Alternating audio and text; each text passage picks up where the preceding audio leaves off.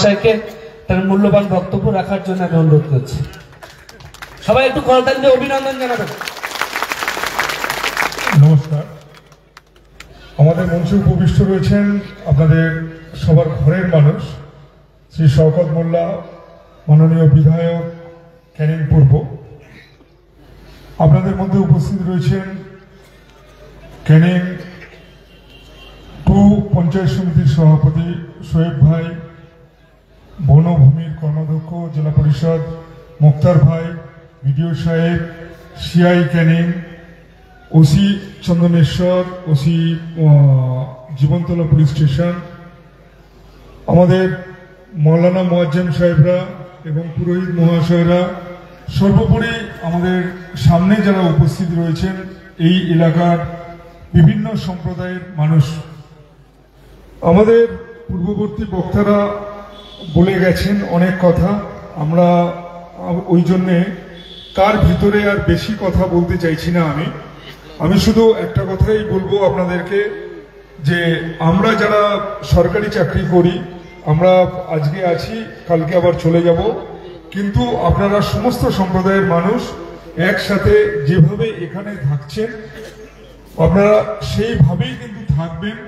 আপনাদের নিজেদের ধর্মের একটা নির্দিষ্ট গণ্ডি নিশ্চয়ই আছে, যেটা আমাদের মাননীয় মুখ্যমন্ত্রী বারবার করে বলেন যে ধর্ম যার যার, কিন্তু উৎসবটা সবার।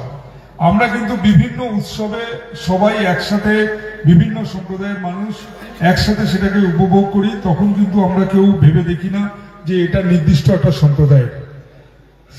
আমাদের নিজেদের সম্প্রদায়ের নিজস্ব কিছু রীতি রেওয়াজ রয়েছে, সেটা আমরা নিজেরা আলাদা আলাদা করে উপভোগ করি, কিন্তু যখন কোনো উৎসব হয় তখন আমরা সমস্ত সম্প্রদায়ের মানুষ একসাথে যেরকম ভাবে উপভোগ করে আসছি সেই রকম ভাবেই আমরা উপভোগ করব। যেটা আমাদের সিআই সাহেব বলেছেন, বিডিও সাহেব বলেছেন, আমরা শুধু 100 বছর নয়, আমরা কোনো দিনই যাতে এই নিয়ে কোনো রকম আমাদের ধর্মীয় কচকচানিতে আমরা না যাই, সেদিকে আমরা নিজেরা খেয়াল রাখবো।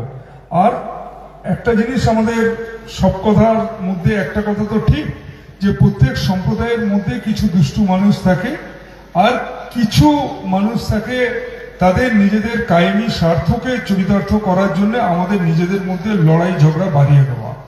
সেই লড়াই ঝগড়াটা বাঁধিয়ে যারা দিচ্ছে সেটাকে আমাদেরকে খেয়াল রাখতে হবে যে আমরা প্রকৃত কি এই ধরনের কোনো ঘটনা আছে না, এটা কেউ আমাদের মধ্যে একটা দূরত্ব তৈরি করার জন্যে কিছু করছে, সেটা আমাদেরকে খেয়াল রাখতে হবে। আর বিশেষ করে এখন যেটা বিডিও সাহেব বললেন, সোশ্যাল মিডিয়ার যুগ।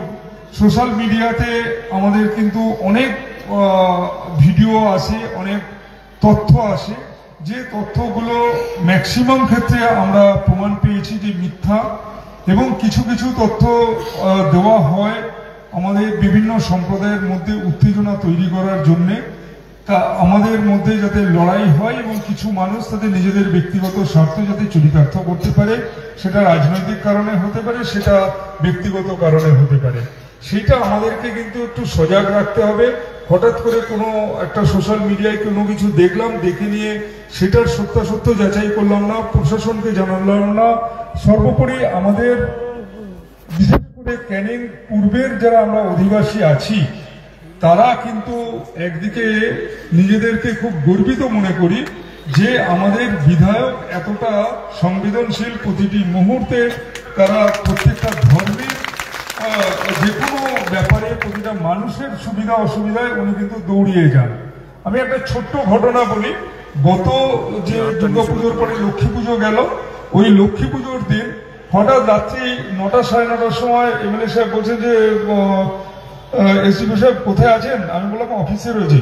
বলছে একটু চলে আসুন না, একটু মৌখালিতে।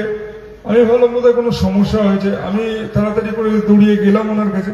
বললো চলুন একটু গিয়ে লক্ষ্মী পুজোর প্রসাদ খেয়ে আসি। এই হচ্ছে আমাদের এমএলএ সাহেব। তো সুতরাং আমি সবাইকে অনুরোধ করব যে আপনারা যদি মনে হয় যে প্রশাসনকে বলতে হয়তো দ্বিধা লাগছে, এমএলএ সাহেবকে বলুন, কিন্তু নিজেরা নিজেদের মধ্যে, ভাই বন্ধুদের মধ্যে কোনো রকম অশান্তি করবেন না। তাহলে কিন্তু আমাদের সব থেকে প্রিয় যে মানুষ, আমরা যে মানুষটার কথায় সাড়া দিয়ে সবসময় দৌড়িয়ে এগিয়ে আসি, সেই এমএলএ সাহেব সব থেকে বেশি দুঃখ পাবে। আমি চাইবো না বা আমি আশাও করি না যে আপনারা কেউ আমাদের এমএলএ সাহেবের মনে দুঃখ দেবেন। আমি এই কথা বলেই আমার বক্তব্য শেষ করছি। সবাই খুব ভালো থাকবেন, শান্তিতে থাকবেন। নমস্কার।